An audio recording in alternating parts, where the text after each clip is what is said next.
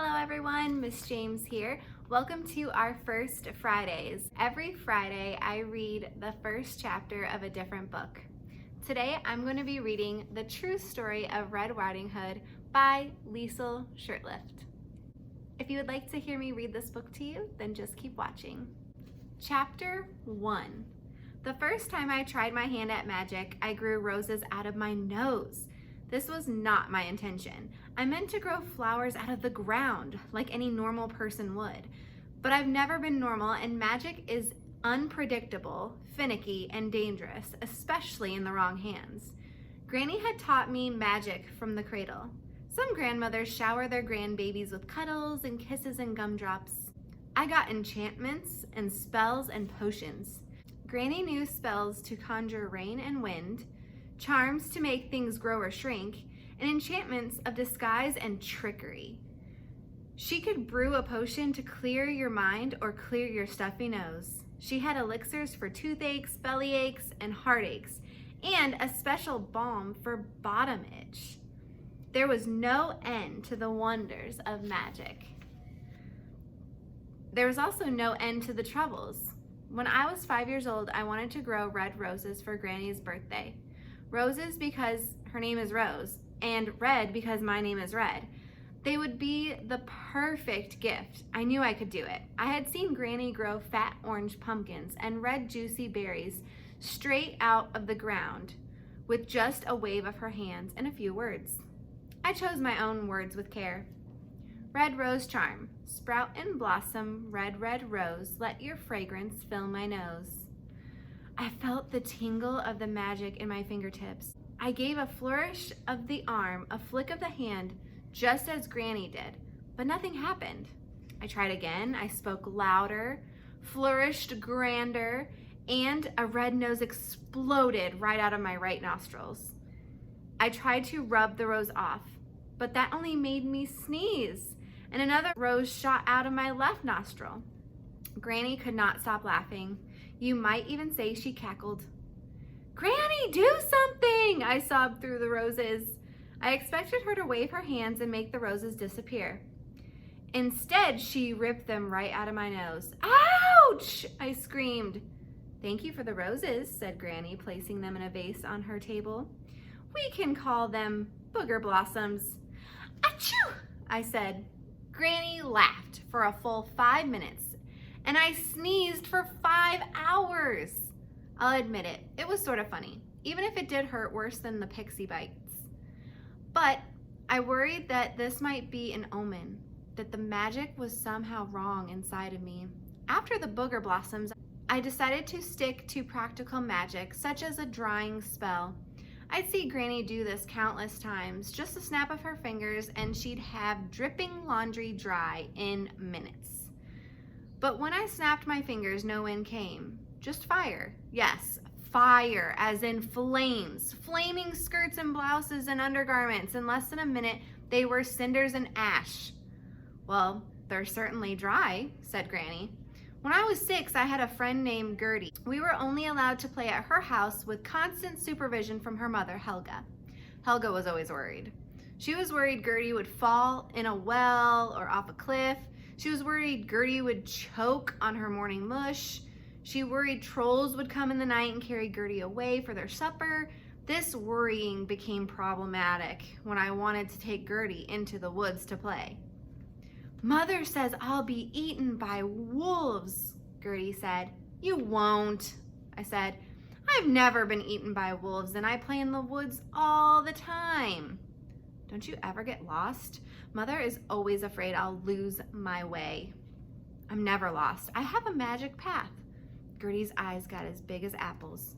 Magic was rare, and my path was something special.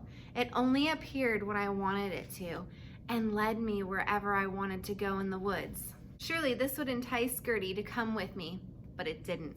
She stepped away from me. Her eyes grew wary. "Mother says magic is dangerous." "My path isn't dangerous," I said with indignation. "Granny made it to keep me safe. She made it grow right out of the ground after a bear attacked me and I almost died." I thought this would impress her. The possibility of death was always exciting, and being able to defy it with magic was even better. Mother says your granny is a witch, said Gertie. Of course, Granny was a witch. I knew that, but Gertie said it like it was a bad thing. Desperation took hold of me. I really wanted to play with Gertie in the woods, so I did the only sensible thing I could think of. I cast the worrywart spell on Gertie's mother. Worrywart spell. Worry's a wart upon your chin. It spreads and grows from deep within. Make the wart shrink day by day. Send your worries far away. Unfortunately, the spell did nothing to cure Helga's worries. Instead, she grew a wart on her chin, and the wart grew steadily bigger day by day until Granny was summoned to remedy my mistake. Needless to say, I wasn't allowed to play with Gertie anymore, or anyone else for that, in addition to being a worrywart. Helga was also the village gossip. The news spread all over the mountain. She's a witch, Helga told the villagers, just like her grandmother. She seemed to forget it was Granny who helped cure her. Gertie stopped talking to me, and no one else would even look at me. The magic in me grew hot and sticky. It coated my throat. It stung my eyes. I wish I could swallow it down and make it disappear. Don't worry, Red, Granny told me. We all make mistakes. When I was your age, I tried to summon a rabbit to be my pet. And instead, I called a bear to the door.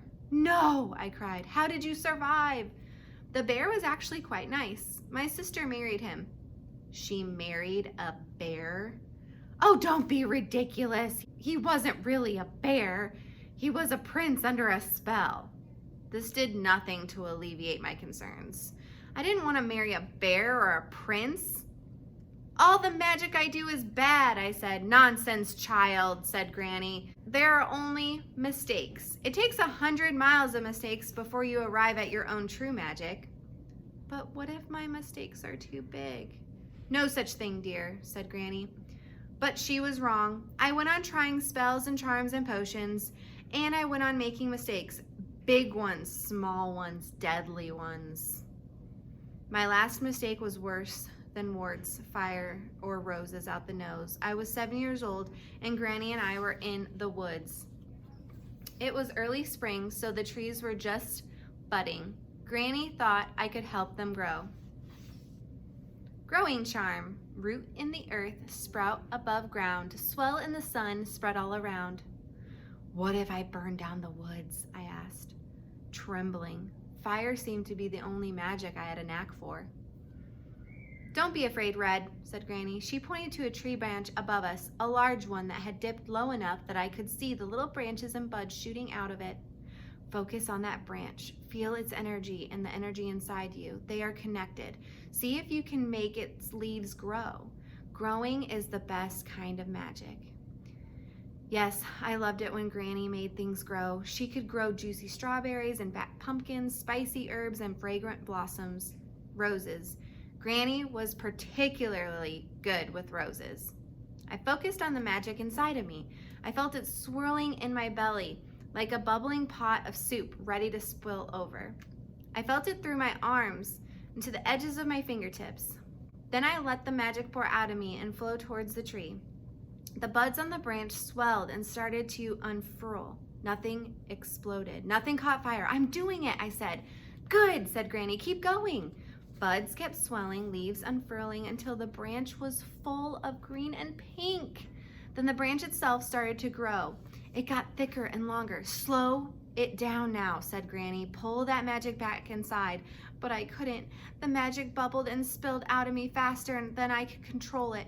The branch swelled and extended too big and heavy for the tree. It sagged and creaked. Everything happened at once. The branch snapped. Granny pushed me out of the way as I tumbled to the ground, so did the branch. There was a scream and a crash. When I looked up, Granny was on the ground, trapped underneath the branch. Her eyes were closed and she was still. Granny? I raced to her. I shook her shoulder, but she didn't wake. There was a little blood on her face, a trickle of red that seeped into the lines of her cheek.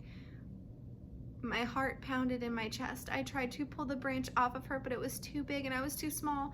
I ran out of the woods, tears blurring my vision so I could barely see my path. When I reached home, I burst through the door sobbing. She's dead. I killed her. I killed Granny. Papa ran into the woods. Mama held me in her arms as I curled into a ball and trembled like a sapling in the thunderstorm. I cried and cried. In my mind, I could see Granny, eyes closed, still as a stone, and the blood on her face bright red. It was a message. You did this, Red. You killed your Granny. Mama could not calm me. When Papa returned, he got down low and whispered to me, "She's all right, Red. Just a few scratches and a hurt foot. She's just fine." I started crying anew, flooded with relief and sorrow. She was alive, but I had still hurt her.